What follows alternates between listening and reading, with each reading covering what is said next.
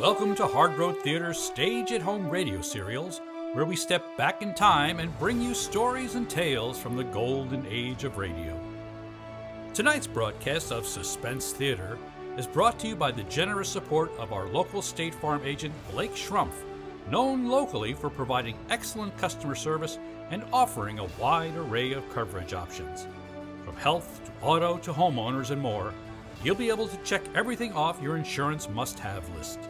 Plus, save more by bundling. Blake and his team are ready to assist the residents of Madison County and the surrounding areas. They take the title of good neighbor seriously and work to grow authentic, lifelong relationships with every customer. Stop by Blake's State Farm office to meet the team and begin discussing your insurance needs.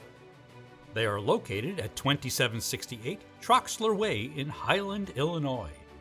You can also reach them by phone at 618-654-3344 or by visiting them on the web at www.schrumpfinsurance.com. That's www.schrumpfinsurance.com. Like a good neighbor, Blake Schrumpf is always there for you.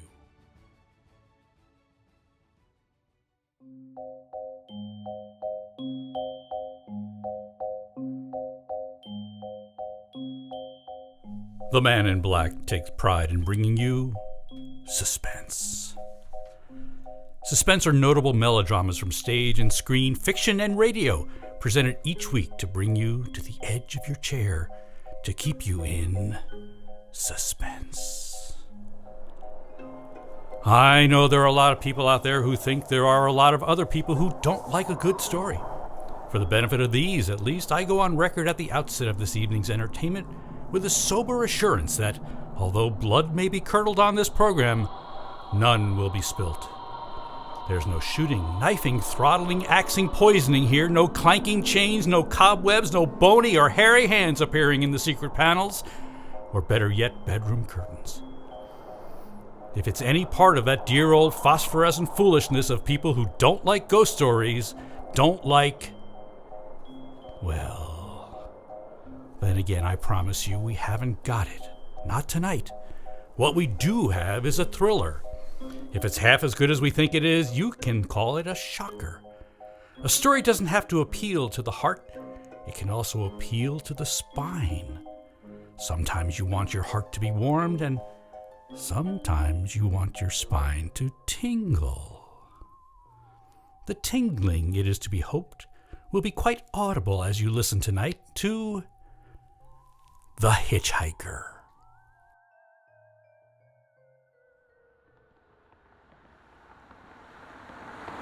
I'm in an auto camp on Route 66, just west of Gallup, New Mexico. If I tell it, perhaps it'll help me. Keep me from going crazy. I gotta tell this quickly. I'm not crazy now. I feel perfectly well, except that I'm running a slight temperature. My name is Ronald Adams. I'm 36 years of age, unmarried, tall, dark, with a black mustache. I drive a 1940 Buick, license number 6Y175189. I was born in Brooklyn. All this I know. I know that I'm, at this moment, perfectly sane. That it's not me who's gone mad, but something else. Something utterly beyond my control. I've got to speak quickly. At any minute, the link may break. This may be the last thing I ever tell on Earth. The last night I ever see the stars. 6 days ago, I left Brooklyn to drive to California. Goodbye, son. Good luck to you, my boy. Goodbye, Mother. Here, give me a kiss, then I'll go. I'll come out with you to the car. Oh, no, it's raining. Stay here at the door. Hey, what's with the tears? I thought you promised me you wouldn't cry.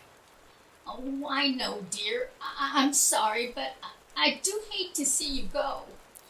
Mother, I'll be back. I'll only be on the coast 3 months. Oh, it isn't that. It's just the trip.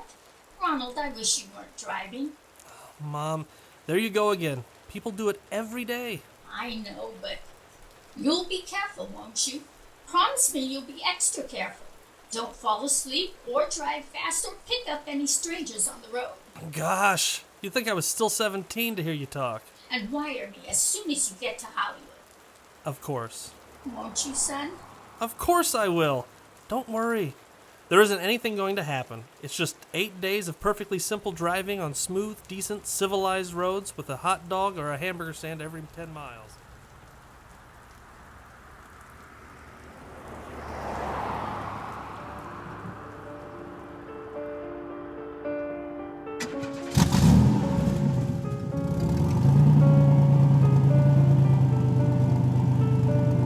I was in fine spirits. The drive ahead of me, even the loneliness, seemed like a lark.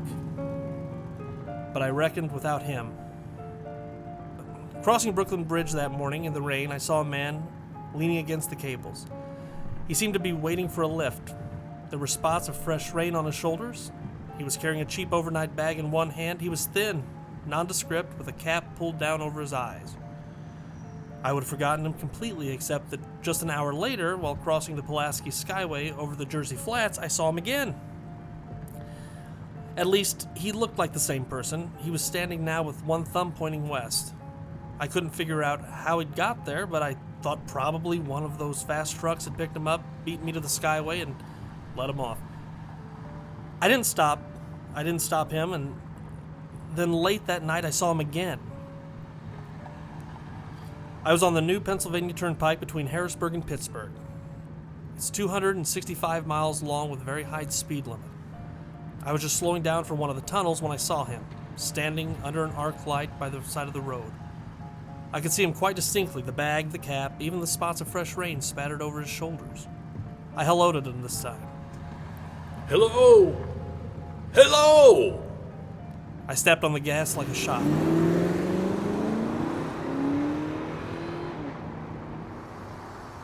It's lonely country through the Alleghenies, and I had no intention of stopping. Besides the coincidences, or whatever it was, it gave me the willies. I stopped at the next gas station.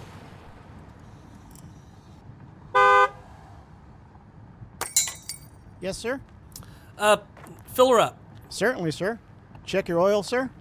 No thanks. Nice night, isn't it? Yeah. It hasn't been raining here recently, has it? Not a drop of rain all week. Oh? I suppose that hasn't done your business any harm. Oh, people drive through here in all kinds of weather. Mostly business, you know. There aren't many pleasure cars out on the turnpike this season of the year. Yeah, I suppose not. What about hitchhikers? Hitchhikers? Here? What's the matter? You guys don't ever see any? Not much. If we did, it'd be a sight for sore eyes. Why's that? Oh, a guy'd be a fool who started out to hitch rides on this road. Look at it. Then you've never seen anybody? No. Maybe they'd get the lift before the turnpike starts. I mean, you know, just before the toll house. But then it might be a mighty long ride. Most cars wouldn't want to pick up a guy for that long a ride. And, you know, this is pretty lonesome country here. Mountains and woods. You ain't seen anybody like that, have you? No, not at all. I was just a technical question. Oh, I see. Well, that'll be just $1.49 with the tax. The thing gradually passed through my mind as sheer coincidence. I had a good night's sleep in Pittsburgh. I didn't think about that man all next day until just outside of Zanesville, Ohio, I saw him again. It was a bright, sunshiny afternoon. The peaceful Ohio fields browned with the autumn stubble lay streaming in the golden light, and I was driving slowly, drinking it in, when the road suddenly ended in a detour. In front of the barrier, he was just standing. Let me explain about his appearance before I go on. There was nothing sinister about him. He was as drab as a mud fence, nor was his attitude menacing. He merely stood there, waiting, almost drooping a little, the cheap overnight bag in his hand. He looked as though he'd been waiting there for hours. And he looked up. He hailed me. He started to walk forward. Hello? Hello? Hello? Nope, not just now. Sorry. Going to California? No, not today. The other way, going to New York. Sorry.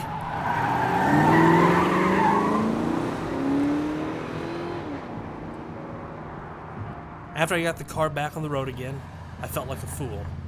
Yet the thought of picking him up, of having him sit beside me, was somehow unbearable. At the same time, I felt more than ever unspeakably alone.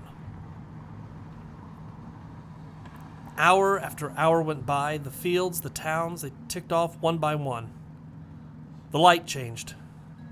I knew now that I was going to see him again. And though I dreaded the sight, I caught myself searching the side of the road, waiting for him to appear.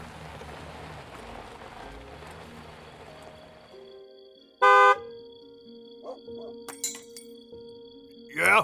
What is it? What do you want? You sell sandwiches and pop here, don't you? Yeah, we do in the daytime, but we're closed up for the night. I know, but I was wondering if you could possibly let me have a cup of coffee. Black coffee. No, not this time of night, mister. My wife's the cook and she's in bed. No, don't shut the door. Please, listen, just a minute ago, there was a man standing here, right beside the stand. A suspicious-looking man. Now, I don't mean to disturb you, but you see, I was driving along when I just happened to look, and there he was. What was he doing? Well, nothing. You've been taking a nip. That's what you've been doing. Now on your way before I call out Sheriff Oaks. I got into the car again and drove on slowly. I was beginning to hate the car. If I could have found a place to stop, to rest a little. I was in the Ozark Mountains of Missouri now. The few resort places there were closed, only an occasional log cabin seemingly deserted. That's all that broke the monotony of the wild wooded landscape. I had seen him at the roadside stand. I knew I'd see him again. Maybe at the next turn of the road. I knew that when I saw him next, I'd run him down. But I didn't see him again. I didn't see him until late next afternoon. I'd stopped the car at a sleepy little junction just across the border into Oklahoma to let a train pass by when he appeared across the tracks, leaning against a telephone pole. A perfectly airless, dry day. The red clay of Oklahoma was baking under the southwestern sun, yet there were spots of fresh rain on his shoulders. I couldn't stand it. Without thinking, blindly, I started the car across the tracks. He didn't even look up at me. He was staring at the ground. I stepped on the gas hard, veering the wheel sharply toward him. I could hear the train in the distance now, but I didn't care. Then, something went wrong with the car. The train was coming closer. I could hear its bell ringing and the cry of the whistle. Still, he stood there. Now I knew that he was beckoning me to death. Well, I frustrated him that time. The starter worked at last. I managed to back up. When the train passed, he was gone. Now I was all alone in the hot, dry afternoon. After that, I knew I had to do something. I didn't know who this man was or what he wanted of me.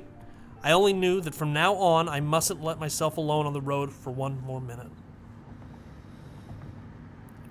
Hello there. Like a ride? Well, what do you think? How far are you going? Oh, where do you want to go? Amarillo, Texas? I'll drive you there. Gee. You mind if I take off my shoes? My dogs are killing me. Go right ahead. Gee, what a break this is. You hitchhike much? Sure, only it's tough sometimes in these great open spaces to get the breaks. Yeah, I should think it would be. Though I'll bet you'd get a good pickup in a fast car if you did. You could get to places faster than, say, another person in another car, couldn't you? I don't get you.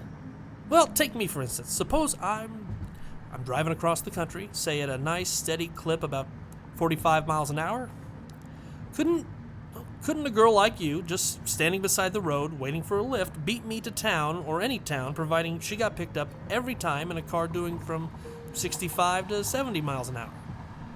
I don't know. What difference does it make? No difference. It's just a crazy idea I had sitting here in the car. Oh, imagine spending your time in a swell car thinking of things like that. What would you do instead? What would I do if I was a good-looking fellow like yourself? Why, I'd just enjoy myself every minute of the time. I'd sit back and relax, and if I saw a good-looking girl along the side of the road... Hey, look out! Did you see him too? See who? That man standing beside the barbed wire fence. I didn't see anybody. It was nothing but a bunch of cows and the wire fence. No? What do you think you were doing? Trying to run us into the barbed wire fence? There was a man there, I tell you. A thin, gray man with an overnight bag in his hand. And I was trying to run him down. Run him down? You mean kill him? You say you didn't see him back there? Are you sure? I didn't see a soul. And as far as that's concerned, Watch for him the next time. Keep watching. Keep your eyes peeled on the road. He'll turn up again. Maybe any minute now. There, look, there! How does this door work? I'm getting out of here. Did you see him that time? No, I didn't see him that time, and personally, mister, I don't expect never to see him. All I want to do is get on to living. I don't see how I will live very long driving with you.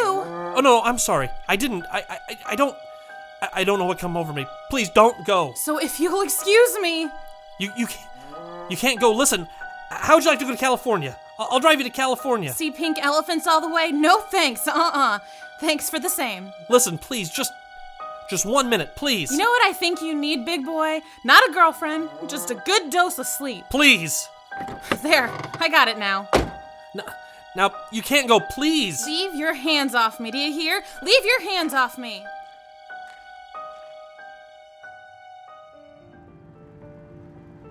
She ran from me, as though I were a monster. A few minutes later, I saw a passing truck pick her up. I knew then that I was utterly alone. I was in the heart of the great Texas prairies. There wasn't a car on the road after the truck went by. Tried to figure out what to do, how to get a hold of myself. I could find a place to rest, or even if I could sleep right here in the car for a few hours along the side of the road. I was getting my winter overcoat out of the back seat to use as a blanket when I saw him coming towards me, emerging from the herd of moving steer. Hello? Hello? Maybe I should have spoken to him then. Fought it out, then and there. For now, he began to be everywhere. Wherever I stopped, even for a moment, for gas, for oil, for a drink of pop, cup of coffee, sandwich, he was there. I saw him standing outside the auto camp in Amarillo that night when I dared to slow down. He was sitting near the drinking fountain of a little camping spot just inside the border of New Mexico. He was waiting for me outside the Navajo reservation when I stopped to check my tires. I saw him in Albuquerque when I bought 20 gallons of gas. I was afraid to stop now. I began to drive faster and faster. I was in a lunar landscape now, the great arid mesa country of New Mexico. I drove through it with the indifference of a fly crawling over the face of the moon. Now he didn't even wait for me to stop. Unless I drove at 85 miles an hour over those endless roads, he waited for me at every other mile. I'd see his figure, shadowless, flitting before me, still in its same attitude over the cold, lifeless ground, flitting over dried-up rivers, over broken stones cast up by old glacial upheavals, flitting in that pure, cloudless air. I was beside myself when I finally reached Gallup, New Mexico this morning. There's an auto camp here, cold, almost deserted this time of year. I went inside and asked if there was a telephone. I had the feeling that if I only could speak to someone familiar, someone I loved, I could pull myself together.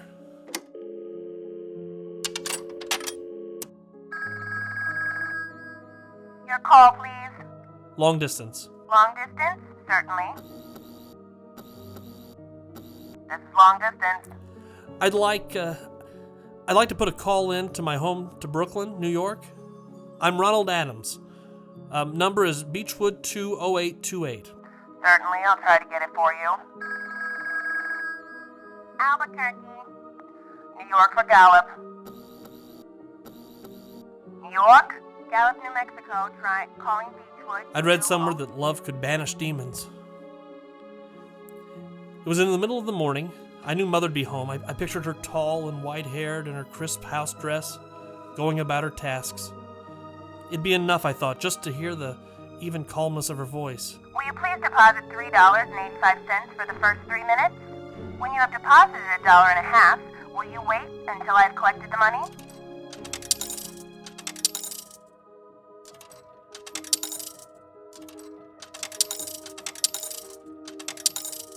All right. Deposit another $1.50.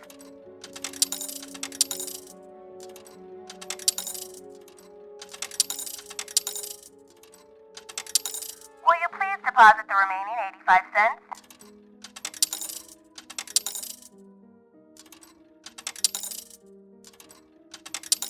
Ready with Brooklyn. Go ahead, please. Hello? Mrs. Adams' residence. Hello? Hello, Mother? This is Mrs. Adams' residence. Who is it you wish to speak to, please? Who is this? This is Mrs. Winnie. Mrs. Winnie? I don't know any Mrs. Winnie. Is this Beechwood 20828? Yes.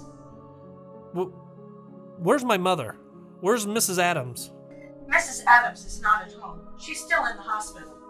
The hospital? Yes. Who is this calling, please? Is it a member of the family? What's she in the hospital for? She's been prostrated for 5 days. Nervous breakdown. But who is this calling? Nervous breakdown? Well, my mother was never... She's It's all never... taken place since the death of her oldest son, Ronald. Death of her oldest son, Ronald? Hey, what is this? What number is this? This is Beechwood 20828. It's all been very sudden. He was killed just 6 days ago in an automobile accident on the Brooklyn Bridge. Your 3 minutes are up, sir. Your 3 minutes are up, sir.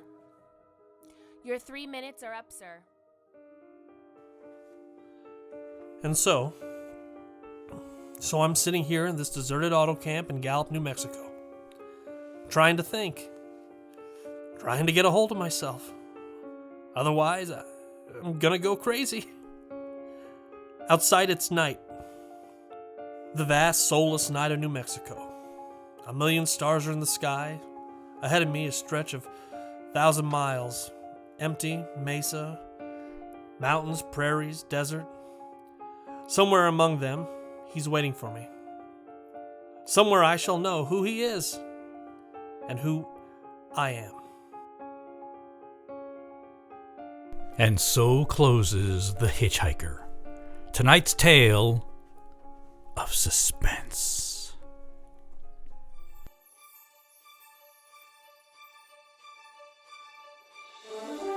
That concludes tonight's episode of Suspense Theater, brought to you by Blake Schrumpf, State Farm Agent. Remember, Blake and his team are ready to assist the residents of Madison County and the surrounding areas. They take the title of Good Neighbor seriously and work to grow authentic, lifelong relationships with every customer. Tonight's episode featured the voice talents of Evan Pfeiffer, Mary Knable, Bill Sullivan, Carlos Munguia, Brian Knobloch, Brianna No, Gentry Pfeiffer, and Linda Coleman. Hard Road radio serials are available on the Hard Road Theater Facebook page, our website, www.hardroad.org, and as a podcast on your favorite podcast provider, Apple, Google, and Spotify. Thank you for joining us today. I'm your announcer, Bill Sullivan.